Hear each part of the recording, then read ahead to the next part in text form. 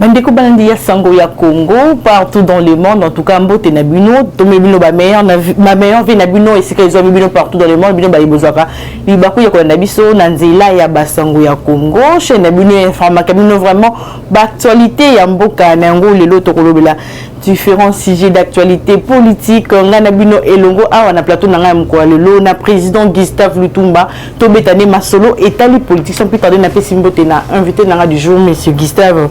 Bonjour. Oui, bonjour madame. Bonjour Nabaïnyo Sobazali Kolanda Biso na basango ya Congo.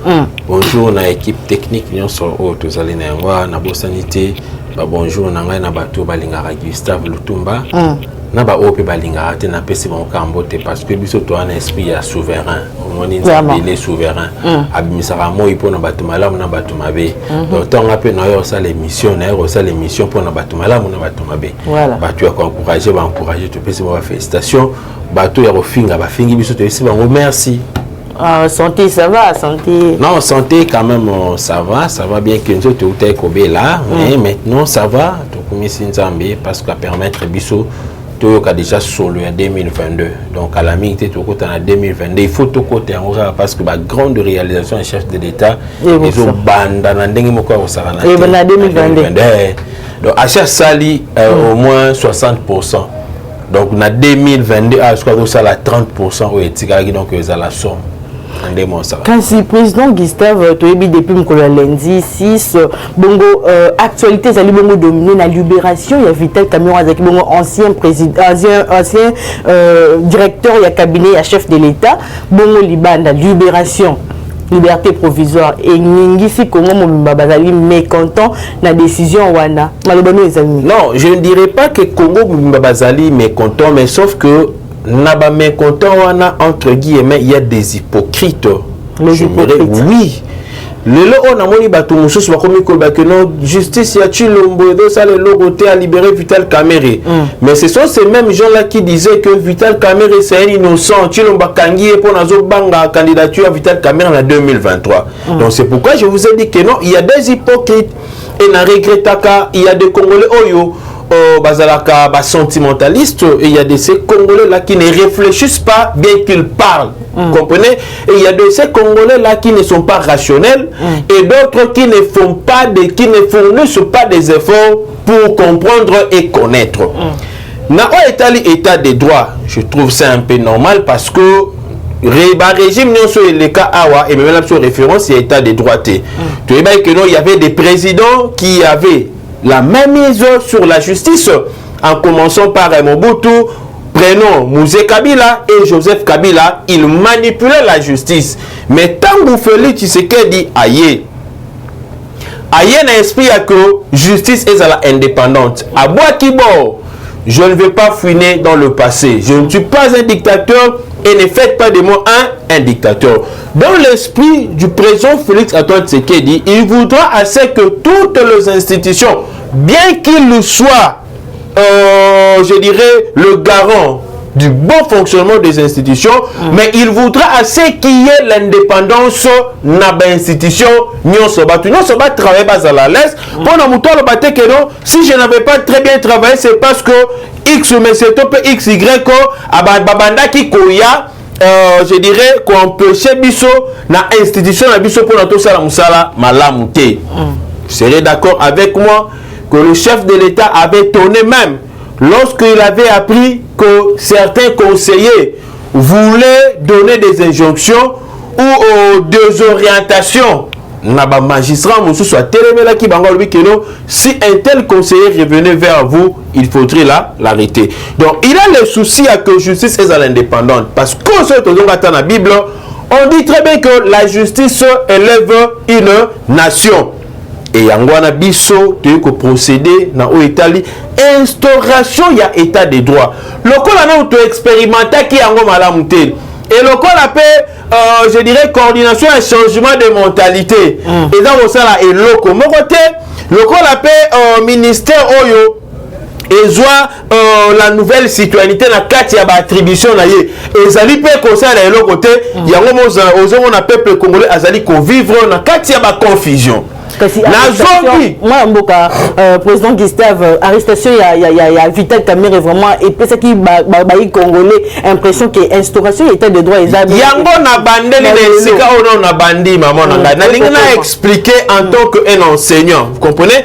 il faut na banda na bandeli pour na muto comprendre matière très bien na banda ikolobako nous venons de deux régimes oh il y a trois régimes il y a Joseph il y a Mobutu Mouzé Kabila oh basangana kina Joseph Kabila donc on a mettre un peu à côté entre parenthèses régime ya Mouzé Kabila na tie yemoko un dictateur Mouzé Kabila pe Joseph Kabila pe na tie mpanzi na yemoko un dictateur tangu fatia ya lobby na ye pour na instaurer un état de droit et la démocratie il faudra qu'il va enseigner biso comment fonctionne un état de droit. C'est là où il y a un problème. Dans mon esika, on a mettre plutôt en cause la responsabilité. Il y a changement de mentalité, aux alliés coordination qui dépend de la présidence de la République. Dans le ministère, on a vu l'attribution de la nouvelle citoyenneté. Il faudra qu'il va enseigner la population à comprendre ce que c'est un état de droit. Pour notre outil dans un état barbare. Si tu as embrassé directement un état de droit, oyo mobeko ezali likolo ya mutu nyonso. Na kati ya état de droit, mutu azalaka, je dirais, na ba devoir na ye, il a aussi ses obligations. De même yo posant na ba devoir na ozali pe na ba obligation na ngai. Quand je suis devant la justice, nazali pe na ba droit na nga même ata qu'on a sali infraction. Parce que il y a un temps oyo mutu akozala déclaré coupable. Pendant que Yazalina Nukosamba, il n'est pas encore coupable, il jouit de la présomption d'innocence. Les Kambusiko ya Kamerhe. Ce qui est le Makasi parce que ça a été le premier dossier Yamakasi quand le président Félix Antoine Tshisekedi a pris le pouvoir. C'est le dossier qui devrait nous enseigner et qui nous a enseigné aussi, je dirais, la pertinence de droit et de l'état de droit na katia Yambo Kanabiso. Parce que la télévision. Non, dans le lobby, ceux qui, bon, au lobby, avec que nous allons koba y a état de droit. Non, on a dit que non, ces gens-là sont des hypocrites. Le temps bazar pour réclamer que il n'y a plus l'état de droit. Il va libérer Vital Kamerhe. Or, ce sont ces mêmes gens-là qui hier criaient haut et fort que non, Vital Kamerhe c'est un innocent, bako c'est lié makam. Tokende. Vital Kamerhe dossier na ye eleki na télévision batunyo so balandi yango. Na dossier il y a Vital Kamerhe Jiziani akufa. Asambisi lelo azongi na palais boye adaye akufi moko mystérieuse. Batunyo so balanda ki il y a eu condamnation il y a Vital Kamerhe ba mosusu ba sepeli peuple congolais sepeli. Je dirais une partie il y a peuple congolais ou la majorité il y a partie à peuple congolais ba sepeli parce que muto aibaki mbongo na bango bakangi akoti na boloko mais mususu o bazaki manipuler babino non la justice n'est pas indépendante, la justice elle est prise en otage, la justice est ali kota la bilongi, la justice est sam sandenge sengeli na ngote. Vraiment. Tokei Vital Kamerhe abandi sikolo kolandela ba procédure. Parce que mutunyo sondongo zabongo à l'exception ya bato bazali ko jouir na ba privilège ya ba juridiction mususu. Donc mutunyo son normal tout citoyen congolais azana deux juridictions na ya kosamba. Soki basambisio na niveau ya ba grande instance donc tori parquet atindio na tribunal tribunal accueilli a statuer na affaire na yo soki ba condamné yo okoki kokende ko interjecter appel ok na deuxième degré parce que le tribunal sur le premier degré ba condamné awa ok na deuxième degré ezali cour d'appel soki na cour d'appel ba condamné lisusu okoti na boloko mais ceux qui ont peut-être que non procédure o salamaki on attend bazar au condamné yo au moins peut-être que non il n'y avait pas respect des droits respect des principes de droit na kosamba kana yo tu peux aller maintenant qu'au pouvoir na cour de cassation pour vérifier s'il y avait réellement le respect il y a procédure. Donc bazali kosambisa. Bien que tu as commis les infractions, bien que moko non na sali mabe na bomi, mais est-ce que la procédure a été respectée? C'est ça l'état des droits. L'état des droits Moutako zala keno au fingi mutu. Papa. Loko les qui flagrance te, mikolose leki, baké confunda yo. Moube que lobby il faut bâtir de la yo, soit mandat de comparution. Vous comprenez? Soit convocation, soit les gens à niveau, il y a la police, bâtir de la convocation. Mais ceux qui, malgré au final, qui mouton, malgré bêta qui moutou, mbata, mi connaissez les cas qui, délai à flagrance, c'est les qui. Et que les policiers, directement, pas côté le quand ils ont violé parce qu'ils n'ont pas respecté la procédure. Ok. Vous comprenez? Et les policiers au fournier dans l'auditorat militaire parce qu'il n'a pas respecté la procédure. Donc, à la cour de cassation, il n'est pas question, il y a l'effet reproché dans Vital Kamerhe. Parce que le 2 degrés avait déjà condamné et avait constaté qu'il y avait le détournement de fonds alloués. Na construction, il y a Ndaku, il y a militaire dans le maison préfabriquée. Détournement et salamaki. Mais Kouna Siko Vital Kamerhe comment déjà 13 ans. PC 20 ans na premier degré. Kouna na cour d'appel Bakitise PC 13 ans. Vital Kamerhe non. Na kende soki procédure ezalaki respecté. Na qu'est-ce que Kouna na cour de cassation. Alors, selon la procédure, tant vous fundi mutu Botier na détention préventive. Vous comprenez? Moutouana denga zabongo akoki kosenga liberté provisoire. Ce n'est pas un péché, ce n'est pas un tabou, ce n'est pas interdit. Akoki kosenga liberté provisoire. Yango mona Vital Kamerhe bandaki déjà na parquet. Asengi ba PCT. Ake na tribunal asengi ba PCT. Aye na cour d'appel asengi ba PCT. Maintenant qu'est-ce qui se passe ba comprendre? Vraiment. Ceux qui va condamner en premier degré, yo ok directement qu'on saisir au deuxième degré dans les délais d'office condamnation est équité mais est comme une mise en veilleuse. Ok. Donc ils allaient mise en veilleuse. On t'a condamné là-bas, tu n'es plus libre, mais Bazou va mettre en veilleuse. On suppose comme si Makamuno se bandait la mis à 0. Ok, dans la cour d'appel. Cour d'appel a confirmé même peine au appel qu'on a tribunal ou soit a réduire sur le cas il y a Vital Kamerhe basali réduction.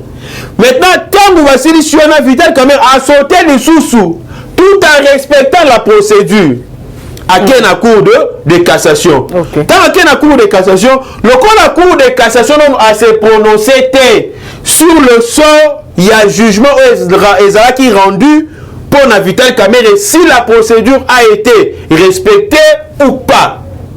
Cour de cassation, il fallait à ça la des arrêts. Ok. Premier arrêt, les alliés arrêt à réger.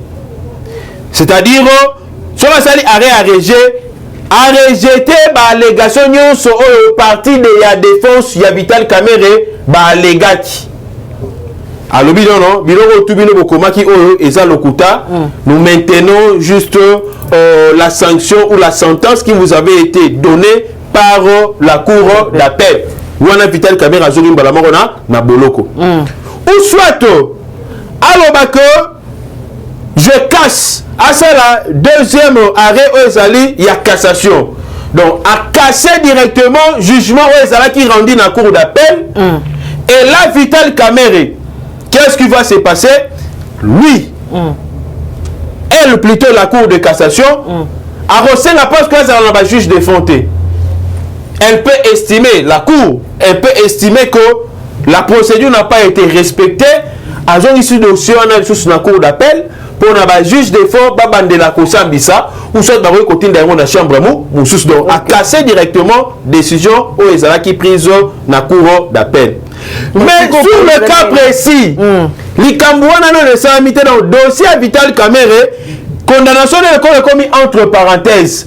A commis l'école à Moutoua Fani en détention préventive. Vous comprenez? Or, l'école a Fani en détention préventive, nous on a Ezali Kobela. Là, je parle en tant que scientifique. Je ne mets pas le sentiment à l'intérieur. Ok? Ou je ne mets pas le sentiment malade. Non. Dans le lobby, Ezali Kobela, dans le sens que il y a le pièce pour Outaki et pas Baminganga et pas docteur. Et attester réellement que non Vital Kamerhe est malade. Il est vraiment souffrant. Alors lokola ba pièce wana est justifié ba minganga na munganga te président quoi ba juge ya cour de cassation baza minganga te batinde pas minganga bazon c'est bon rapport non Vital Kamerhe est vraiment malade. Alors sur ces lokola mise en liberté, vous comprenez un peu, les alliés oui, mise en liberté provisoire. Les alliés la liberté plutôt provisoire, ça fait partie à procédure. OK. C'est ainsi que Bapesi liberté provisoire. Mais qu'on peut sa liberté provisoire au Bapesi Vital Kamerhe, est-ce qu'on a l'ingé peuple à comprendre? Les pour l'état de santé naïe. Les alliés pour l'état de santé naïe. Et l'ingé kolobate que Vital Kamerhe a commis un homme libre. Non!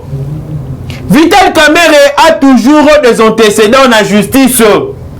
Dossier naïe et Zali Kuna. Vital Kamerhe a la condamnation en lui. Mais il y a sauver moi mouké ezali le temps mort oh zomi na kati ya cour de cassation oh tilona nous va rendre arrêt na bangote nde salier akoma lokola mutu voka fani na détention moko préventive à profiter na yango pour demander na prison ba policier alors que ba prisonnier ba kufa ku ba bela kamera ba policier ba koma kobela to na prison parce que bazanga mopepa libanda bamesana to kolia bacharma omona lelo na Kempeski lobo moni kuna je dirais na Pullman lobi kuna omoni na nini na ba hôtel du fleuve, ils sont toujours comme ça na ba vie moko eze yango na bambongo mso bakenda ko yiba ko détourna kawana et ça la keno santé na bango ezala bien mais ce que tango ba privé biloko nyonso na kosi na kati ya boloko. Non, ba prisonnier na biso o ba kufa. On a ça yiba ku téléphone na pas ba téléphone. Ko yiba téléphone c'est toujours qui moyibi. Vous comprenez? Ko yiba téléphone c'est détournement ba million. Té na lobi par rapport à détournement il y a ba million na ko yiba téléphone c'est toujours qui moyibi. Mais le problème est Zalinine. Moïba a eu peut-être téléphone à yebi na procédure té. Azangi tam sous mbongo na opesa ba avocat ba landelaye. Asuki ka bisika sukiwana.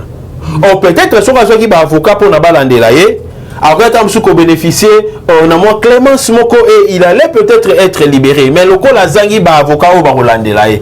Ndatika likuna, mais moni ba politicien nyonsona ils mettent des moyens pour na ba avocat ya makasi balandela kabango. Donc na bisika on a l'ingénieur sur le peuple congolais que il n'y a pas une déception grave. Oui, bien sûr, ça fait mal parce que l'argent na bisonde et bungaki. Bon, on a bisonde Vital Kamerhe a détourné. C'est vrai qu'il a détourné cet argent-là. Il a été condamné à tout le 2 degrés, mais à la cour de cassation, la procédure a été respectée. Okay. Voilà, et le Congo na koki koloba, tout fond na biso kimia. Liberté provisoire, il y a régime, il y a Félix Tshisekedi des Andenge Moroté, na régime à Joseph Kabila. Parce que régime à Joseph Kabila, on est bangi sabatu angona. Na régime à Joseph Kabila, nous doit savoir que ça va passer liberté provisoire, libérer la communauté sur angona. Mais pas Félix Tshisekedi, va passer liberté provisoire. Soit il à la cour de cassation. Soit il à la cour de cassation. Il faut pas surveiller malade. On retrouve sur la deuxième. Bon surveiller malamu ce qui que nous retourne d'ailleurs peut-être que j'ai besoin il faut akende na ba agent ya renseignement au Barolanda bisika nyonso akozala et il faudrait que notre justice ait collaboré dans la justice oyo au pays oyo wana Vital Kamerhe okende pour se faire soigner jusqu'à ce que la cour de cassation a rendre arrêt naie. Ce qui arrête Bimi, nous n'avons pas de problèmes particuliers avec Vital Kamerhe, mais nous avons les problèmes avec les procès de Vital Kamerhe. Vous comprenez? Donc on aimerait mieux savoir si Vital Kamerhe est innocent ou si Vital Kamerhe est victime. Le 2 degrés nous ont prouvé suffisamment que Vital Kamerhe je dirais est inculpé et coupable. C'est lui qui avait détourné de l'argent. Mais tous c'est la cour de cassation a eu ce qui procédure qui respectait tout ça qui respectait. Voilà. Président Gustave, est-ce que le peuple congolais qui a la confiance dans la justice comme on a été bateau ba détournement ba ko bimabongo to mona qui était nongondo libanda to moni ba ko a tout porté disparu ORR et Salema qui au président Gracier et tout ça. Non, je sais même à Tabiso et au Salabiso moi passé. Bon, on a retrouvé en gros je dirais les désagréments de l'apprentissage. Vous comprenez? Au moment où on a dit que tout en attendant sur un état où libolo a eu ça ba déviation et belé. Donc on doit comprendre que l'état des droits toujours bundandé pour naïs à la instaurer. Il y a un chef de l'état d'aller que tchaba moins mingi. Surtout dans l'état de justice, ado beta c'était mingi dans l'état de justice. Mais quelque part, ngai nazali ko condamner la ministre ya justice na vice na ye bazaba incompétent dans des mots ya saranate. Ministre de justice na vice na. Na bi ministre de justice en tout cas longwa na ye kaka. Bango bazaba. Na bi bango mi balé bazaba incompétent dans des mots ya saranate. Le cas ya Vital Kamerhe on peut accepter parce que il y a le respect de la procédure. À ça, il demande la liberté provisoire, on lui a accordé cela parce qu'il est malade. La vie humaine est sacrée. Au-delà de tout sentiment, la vie humaine est sacrée. Mais, l'Ikamouya était ni Longondo. Il y a eu une différence. Laquelle? Le problème, le dossier de Vital Kamerhe, c'est le ministère public qui l'avait accusé. Okay. Donc c'est l'État. Le gouvernement, l'État congolais qui lui avait accusé pour Naïba Kimbongonaye. Naka, il y a été l'Ongondo, c'est l'IGF. Où a ça qui rapport naïe à quelque déposé. Na parquet, et le parquet, Babengisi, était l'Ongondo pour n'a quoi attendre. Donc il y a deux dossiers différents. Donc même la forme il y a quand même une différence. Oyo, il y a été l'Ongondo et Sengati. Lokola IGF mutakenda iko ya na ba élément kenda iko déposer yango kuna abimi lokola plaignant. OK. Était longondo azalaki lokola accusé, yepé falaki abima ba moyen de défense na c'est ça le jeu, même l'élégance de l'état des droits, l'élégance de l'état des droits. Au fundingai ne pense pas qu'il va au kangamba la moko il faut na ba moyen de défense na ngai et ceux qui na émettre ba moyen de défense na ngai makasi et quoi ici c'est fini on me laisse partir. Cela ne veut pas dire que non la justice s'est amusée là-dessus, non. Donc on va qu'il faut pas comprendre que ba dossier l'IGF azalaki na ba dossier mazalaki na ba dossier nyon sauté. OK. Et puis ba pièce mususu peut-être ba sengaki était le longondo. Oh, IGF a peut-être ça quitté. Était le monde a pièce à présenter. Alors, c'est ce qui a fait maintenant que le dossier qui n'est pas IGF, Moussousou, na oyo était le monde qui n'a moins d'ambu ya différence et zalaki. Alors, et pour ça qui est moins flou. Le coup de ça qui flou, il obscurité délibérée. Alors, il n'y avait pas moyen de procéder les sources dans le ministère public Atali. Était le monde qui fan d'akaka wana te. Le kola bango il faut ba mûrir ba recherche na bango ba mener ba enquête na bango ndé ba pesa qui est liberté provisoire. Donc le loto lobi kuna soki parquet na biso a ju ba dossier nyonso oyo esengelaki akoyi ko benga le société longondo pona ko sambisa ye par rapport il y a dossier il y a Vital Kamerhe. Olobi likambo ya Willy Bakonga ça fait très mal. Willy Bakonga a été pris en flagrance. Vous comprenez? Na flagrance bakangé ba ba sambisi yepé ba condamné yepé mbala moko. Alors tant ba condamné ye na grâce présidentielle chaque année chef de l'état salaka grâce présidentielle et bandi le était salaka na ba payer BDP salama. Parce qu'on a quatre grâce présidentielle des années. Il y a aussi certaines personnalités influentes oh bakoki Koma kombo na bango pena ba komi kombo kingandi le chef de l'état na ordonnance na ye alobi je donne l'ordre ba bimisa kingandi ndenge salamaki na ka ya Moïse Katumbi ya Franck Dongo et Dikapende de consort. Comprenez? Maintenant na oyo euti koleka a l'imprudence ezali ya ministre ya justice parce que là il a été question seulement des critères. Na grâce présidentielle le chef de l'état euti conseil les cas na ba critères. Bateau basali peut-être 3 quarts. Il y a peine aux Zalaki attribué par Nabango, peut-être 10 ans, bah peut-être 10 ans à 7 ans sous 15 ans déjà. Bah peut-être 20 ans à sali 15 ans, bah peut-être 10 ans à sali soit 7 ans ou bien 8 ans ou soit 7 ans et demi.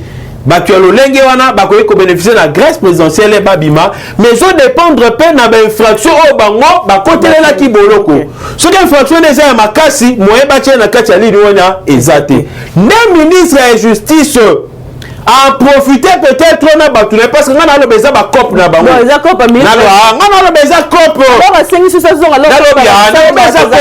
parce que hier à kokai kokya la biso message mukanda te a lancé la biso na ba réseaux sociaux non Willy Bakonga doit retourner en prison non il devrait instruire la parquet vraiment batinda service de bango la police du parquet bakende kolanda Willy Bakonga biso sozali il devrait informer d'office aussi longtemps appris que Willy Bakonga abimi na bato abimi ona il devrait informer aussi na service ya deuxième parce que bazali ba collaborateur sur le plan sécuritaire vraiment vous comprenez sur le plan de justice a informé bangote après 2 jours der aussi la biso mukana les qui cop na bango yango biso tozali ko ba ministre de la justice madame aux infractions pénaux toza na posa na yote il faut longwa pourquoi besoin interpréter alors que l'accusation non c'est ce qui est dans la sengi dans l'Assemblée nationale bon interpeller madame oyo ya ba infraction pénaux infraction pénaux président Gustave il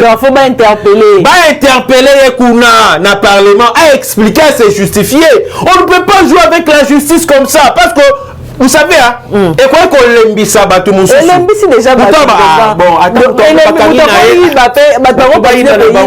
c'est comme ba cop na bango tu ka ba il y a impunité à chef de l'État est-ce que tu peux réussir non c'est ça avec tout ça donc il y a eu juste on a outé koloba les euros de l'apprentissage mais outi ko salama en tout cas il y a libosse salama qui ya mi balé salami ya mi sato Yami ça nous doit considérer en penza te. Pourquoi? Parce que il y a un cas de maladie. Et c'est la communication. C'est dans la procédure. Non. Et ça n'est pas tout le temps pas si Vital Kamerhe il faut ailler comprendre que à Nyoko la peuple congolais peuple nikomo a été à Azala en liberté. Donc quand on a boloko wana alobate que c'est le président Fachi ba militant alobate c'est le président Fachi c'est leader PS mais va comprendre que non seulement c'est la justice c'est le souhait à la population et aujourd'hui vous pouvez sonder partout vous comprendrez que il y a au moins 80% de la population qui n'est pas d'accord avec la libération il y a Vital Kamerhe vraiment bien que cela soit une liberté provisoire vous comprenez donc Vital Kamerhe a tiré la leçon et d'autres voleurs aussi comprenez que ba congolais ba sur posa miyibité papa Fachi dans la posa film webeta mana ndenge moko ya posa mais na yebisa na mutu ba pesa charge oyo ya changement de mentalité na yebité changement de mentalité en tout cas botola yango chef de l'état botola yango remaniement tango esala na cabinet na yo longola batwana ministre a charge de nouvelle citoyenneté na kati ya ba attribution na ye a osala pe le côté. Mettons IGF comme on l'a été que Bango Bazan a besoin de battre nos pour la prison mais Bazan a besoin de se corriger abimana. Mais est-ce que IGF a cosé? A cosité? Non. On ne peut pas souhaiter la mort. D'ailleurs, na kati mboka na biso la peine de mort ezalaka aboli. Ce que tu ngande mutaki kufana kati ya prison. Ou bien ko mais quand vous faites le belo on a façon que mutaro ou mutu toro ko ngate mutaku kufana kati ya prison. Le bon mouton peut-être dans la vie condamné à perpétuité. Donc, il est à recouvrir la rakuna. Mais mouton a une infraction il y a 20 ans. À Koufa pour l'année. Tout vouloir lui pour l'année. Non. La peine de mort a été déjà abolie. Nakato, il y a justice Nabiso. Na code pénal Nabiso. En tout cas, la peine de mort sera déjà abolie. Mais l'on a la ligne na lobana va comprendre les années. Vous voyez la signification de CPRK.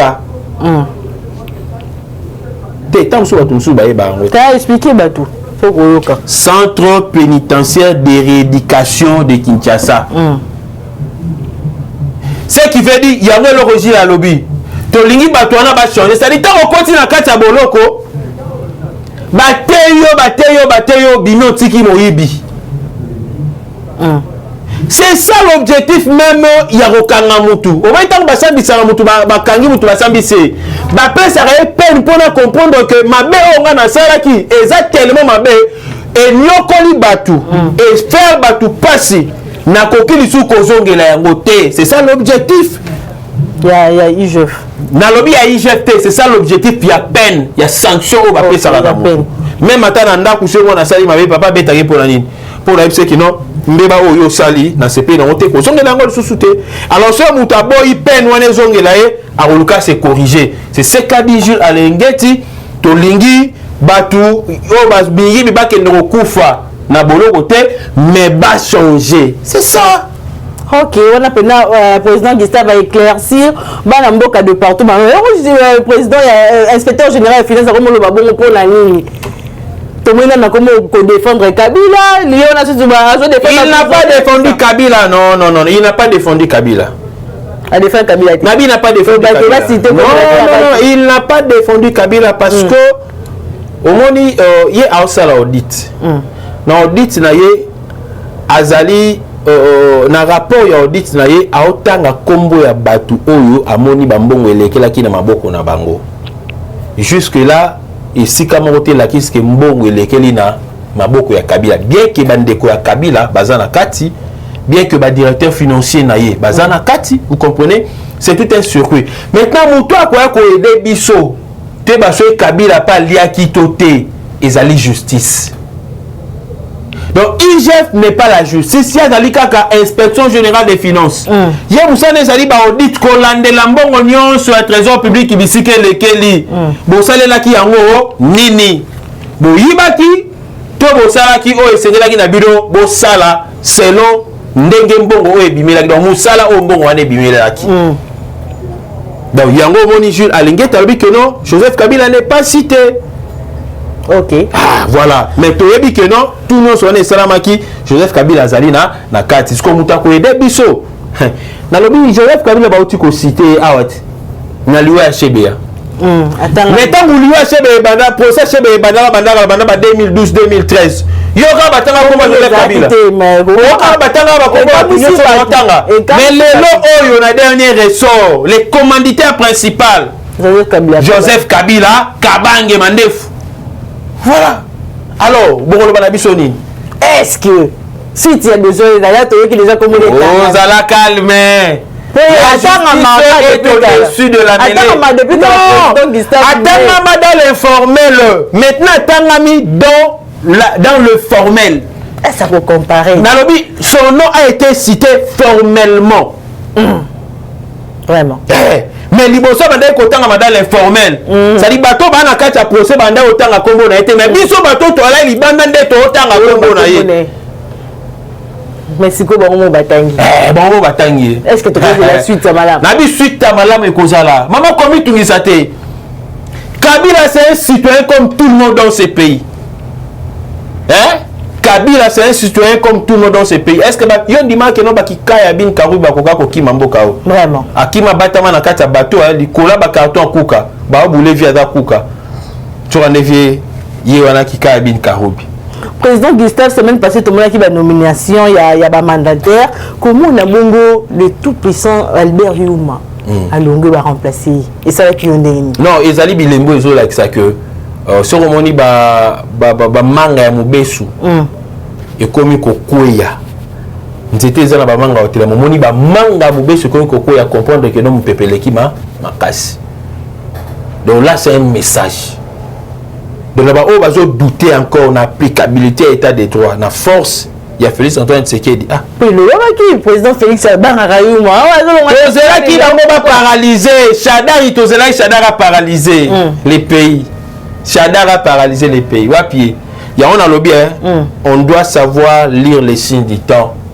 Les signes du temps, ça nous montre déjà que le régime est comme déjà conjugué dans le passé. Tous ces gens, le bandit, comment on va t'amakasser, faible. Kasi to le bongo ba tek congé tu ya Uganda RDC tout au moni bongo ba kisi bisu Monisco alors que peuple ya est ba ko boya Monisco ba ko bazo soupçonner ba que ba wonde bazali bongo ba lié ya ADF na ba tek wana isa le makana est na lobby biloko to yo moni do salama oyo ce sont les multinationaux bato tout ba komisa est espace na bango ya pillage. Parce que le président Félix Tshisekedi veut mettre fin à l'ingé secteur minier et à vraiment laver, nettoyer. Na est wana kimia kota ben investisseur baya ko s'investir dans le calme. Mais c'est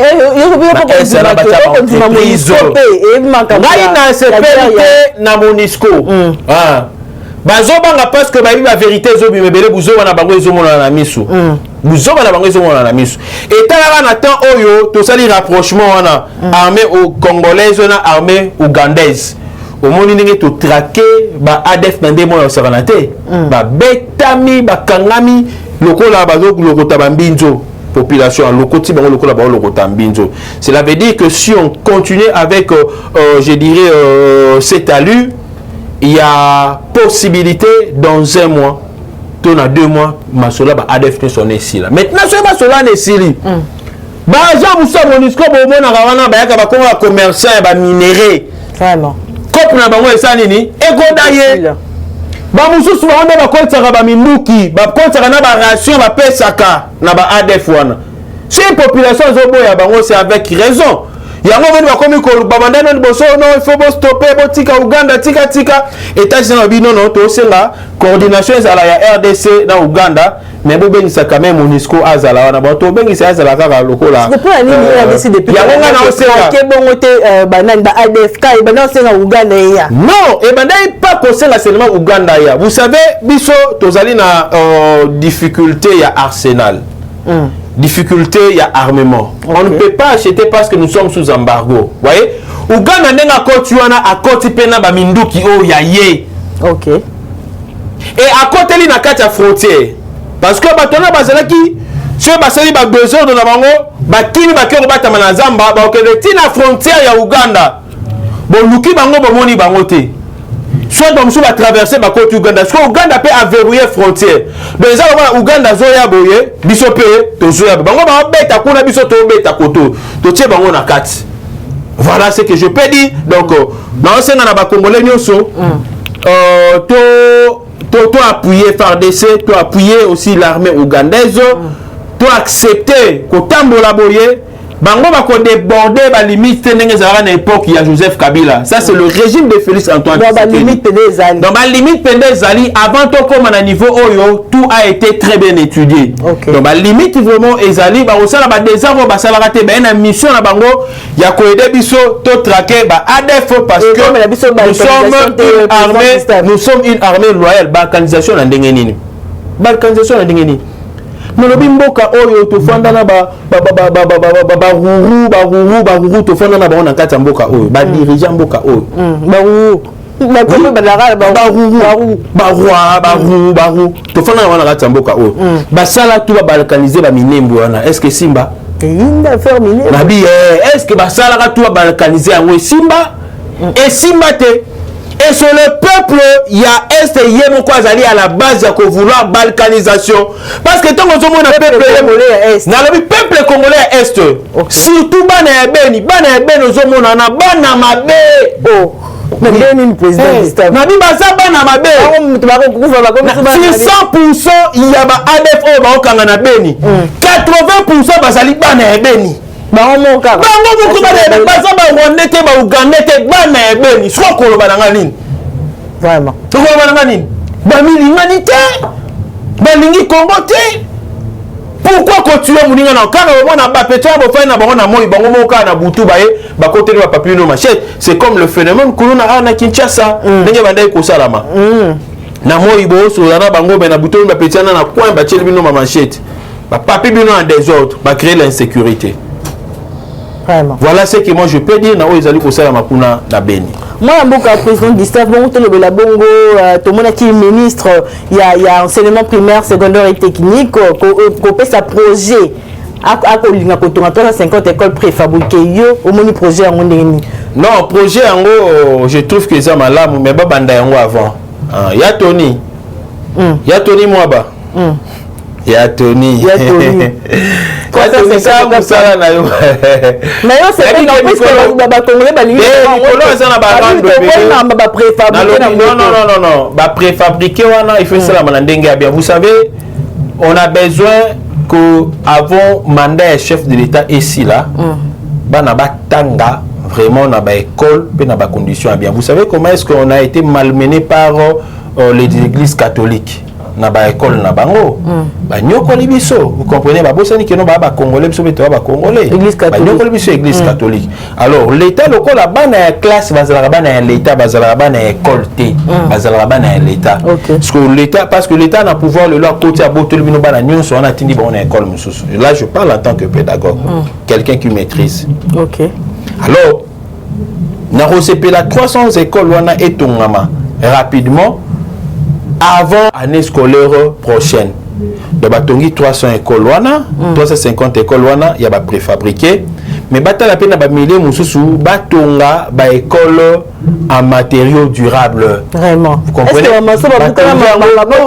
Pas matériaux durables. Bon, mon ipel lo technologie a évolué. Biko keni na bamboka mususu au monde immeuble mo tam mususu y a ba 10 niveaux 20 niveaux mais ça na ngoka immeuble mo ba salon na ba préfabriqué. Ça c'est fait aujourd'hui. Et donc ça la manengo et surtout avec ba réchauffement climatique les alelo oyo ba moezo le kaya makasi ils ont préfabriqué mususu ba chelo ba salelo yango koti na kati ndako omona lokolo wana clim na kati mais clim ezate clim ezate donc malili pio na ndemo ya sanate donc ngana oyebisaka ka na ya Tony moi ba ko bana osala musala na yo félicitations coup de chapeau yeba na ko régler babilo ka mike mike mais est-ce que tu vois si tu ma procès non yeba na ko régler babilo ka mike mike ce qui aroyi bambongo etaliet est-ce que ngam na yebisa que no Tony ko yibate pour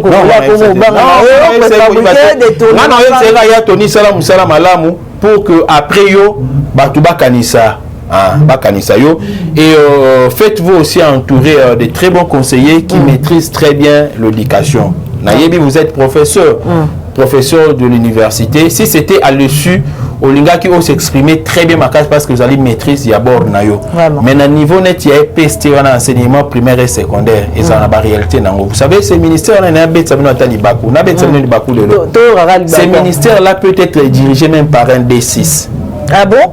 Non, je te dis. Ce ministère, oui, je te dis. Ce ministère là peut être dirigé même par un D6. Peut être dirigé même par un G3. Peut-être aussi dirigé par un licencié, par un docteur. Mais par élégance, vous comprenez, il faut aux arrêts à titre à licence pour nous dominer, au Bazalina, na scénario, pour dominer dans quel sens, tout le monde va influencer. Le ministre, il y a D6, le ministre, il y a G3, il y a voilà dans sens. Pourquoi je dis ça? Parce que un 2P à D6 peut très bien diriger une école. Nous t'attendons qu'à la pédagogie, ça dit 6e, très bien, ça dit pédagogie. Il peut très bien diriger l'école. Et bango peut à la base, il y a des réformes et sur le plan de l'éducation. Donc, on a joué Bissande, Naya Tony Mwaba, et là, on a aussi plan à 7e, 8e, on a époque à Bakonga. 7e, 8e, ça c'est nous escroquer, c'est nous mentir. Parce que ceux qui 7e, 8e, ils ont gratuité. Ils ont fait la gratuité. Donc, on l'appellation 7e, 8e, ça n'a rien à changer sur le plan pédagogique. Même sur le plan technique, ça n'a rien à changer. Donc, on sera comme ça, là-bas, il y a Mickey.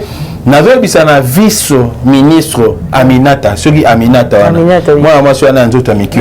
Maman, mais Ozo Kanate, Mungwana Kata Mai. Vraiment. Ozoyo Kanate, toujours comprendre tes alignes. Donc, semaine prochaine, on a un côté là, un bureau. Aminata, oui, Aminata, semaine prochaine, on a un bureau. Tout mais quand on est sur la web, ça va qu'est-ce qui ne va pas. Nous avons aussi des stratégies, nous pouvons mettre.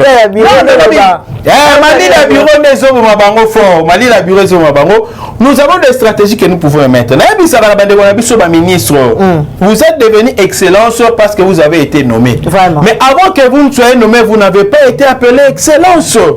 Vous avez été appelé monsieur comme tout le monde, madame comme tout le monde. Vraiment. Na cadre honorifique, excellence. Mais cela ne veut pas dire que non, vous êtes devenu plus intelligent que tout le monde. Non. Si vous étiez plus intelligent que tout le monde, vous n'auriez pas dû avoir besoin il y a un conseil dans le cabinet nabino.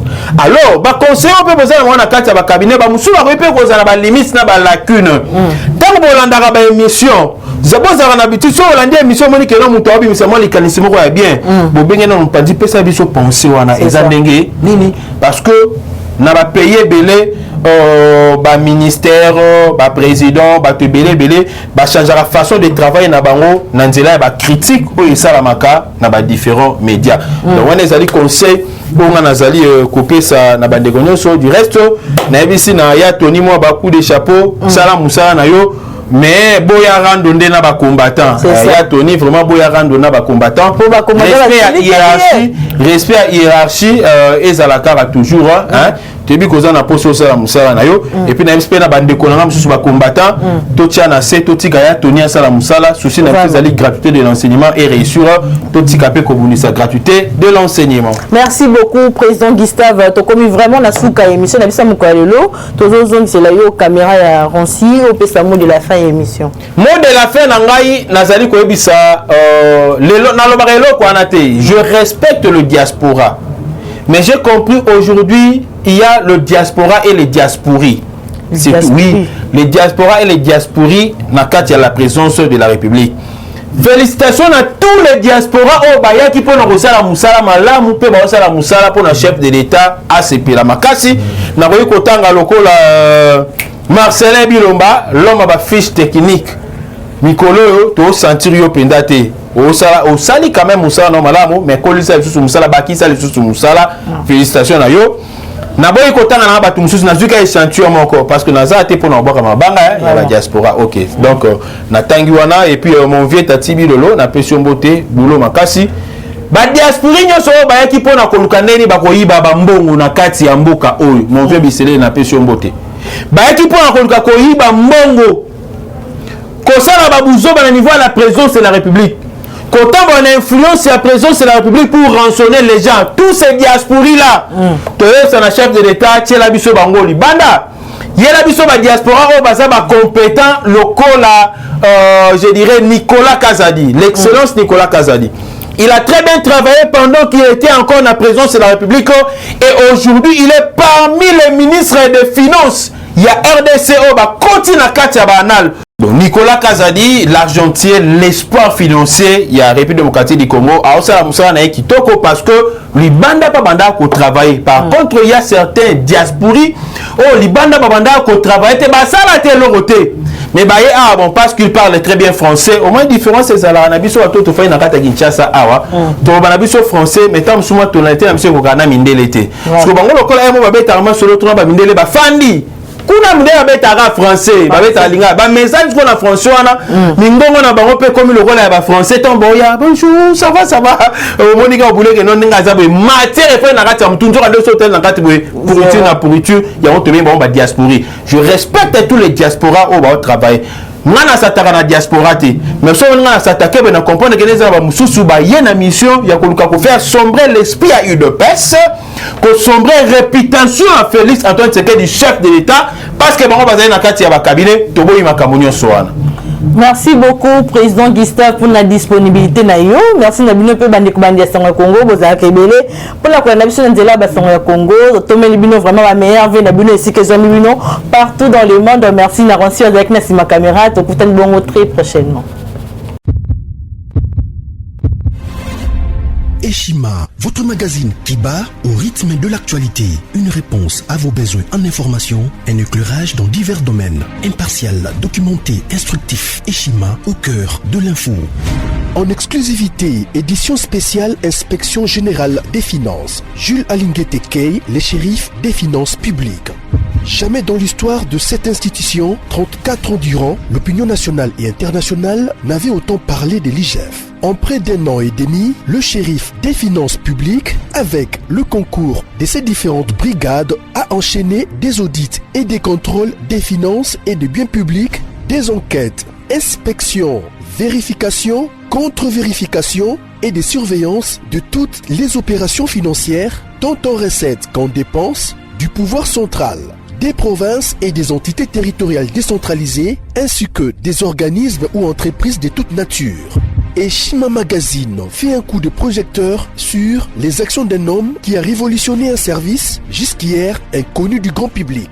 Expert comptable agréé, spécialiste en fiscalité et expert en matière d'écoulement des affaires, l'homme qui supervise et coordonne le programme ponctuel des missions de l'IGF connaît tous les rouages des finances publiques. Retrouvez également l'interview exclusive au travers du micro de Thierry Kambundi. L'impact des missions de contrôle et d'encadrement sur la trésorerie de l'État et ses entités.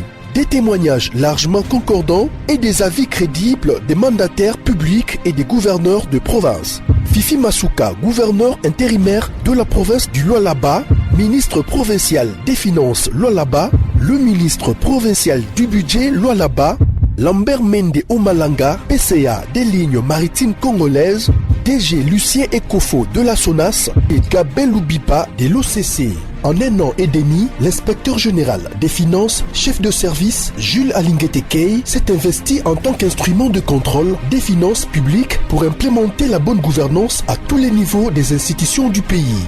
Focus. Barnabé Mwakadi Mwamba accompagne la vision de Félix Tshisekedi dans la maximisation accrue des recettes. Nation, le nouveau siège de la SENSAP inauguré par le président de la République accompagné du chef des missions de la Caisse et du ministre de la Fonction publique.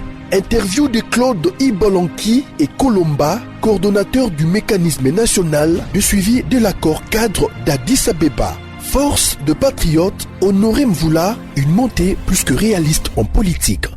Découverte. De la chronique musicale au journalisme politique, Marius Muunga, une conversion réussie. Retrouvez l'intégralité du magazine Eshima dans les kiosques. Eshima Magazine, un nouveau standard d'information.